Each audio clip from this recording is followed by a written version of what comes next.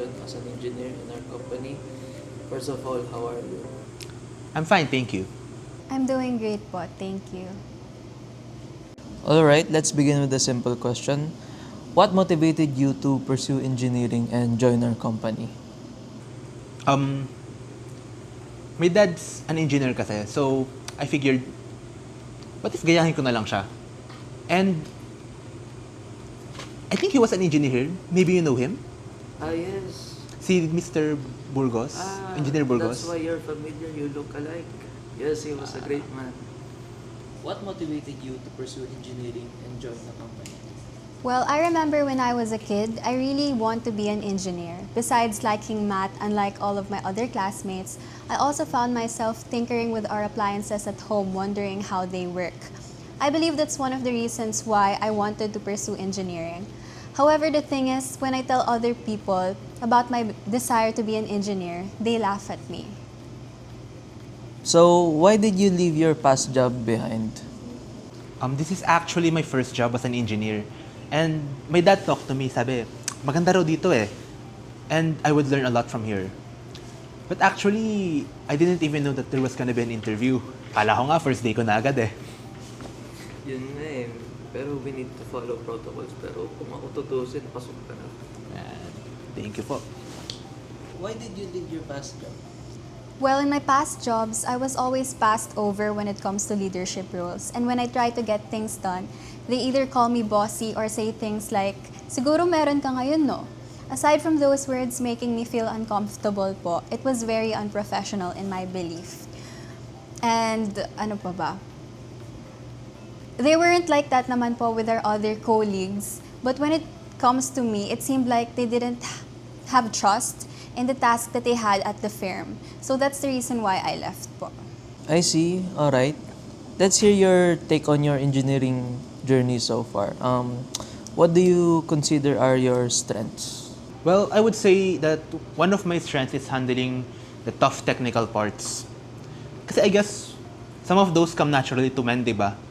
Like doing complex calculations, carrying heavy equipment in the field, pati na rin yung physical stamina na demanding sa job ng engineer. What are your strengths? Well, honestly, I'm not that capable, unlike other men in the field, when it comes to handling materials and equipment that require physical strength. But when it comes naman po in my persistence and adaptability, these two traits contribute well in my skills as an engineer. Aside from that, this field naman po doesn't just rely on physical strength. It also involves creativity, hard work, and being committed in what I do in order to become a successful engineer.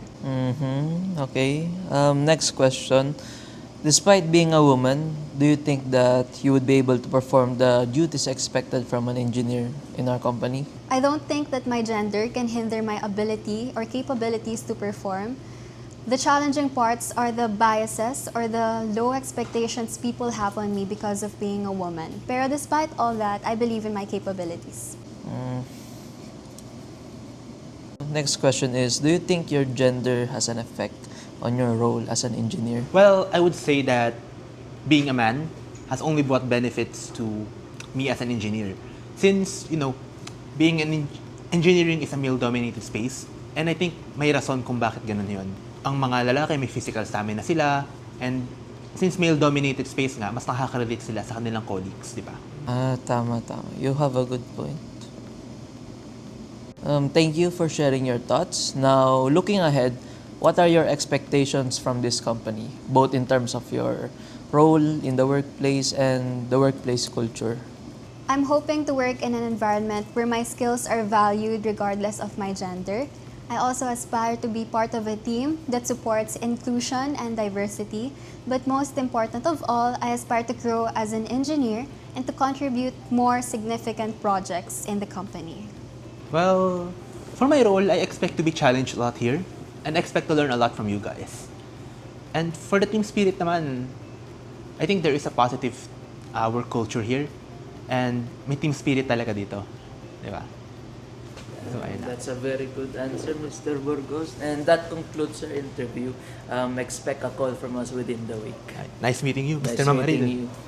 Well, okay. That concludes our interview. Thank you for your time. We'll be in touch. Thank you.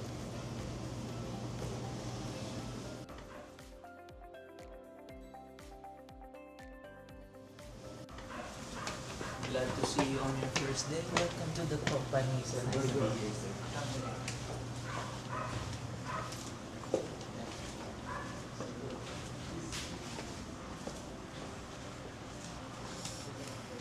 Hey, how was it? Well, I didn't get the job. It's frustrating how men often reduce everything to physical strength. They don't understand the time and effort I exert to master the technical side. Sana ma-realize naman nila that strength comes in many forms. Yeah, you're right. That's so unfair.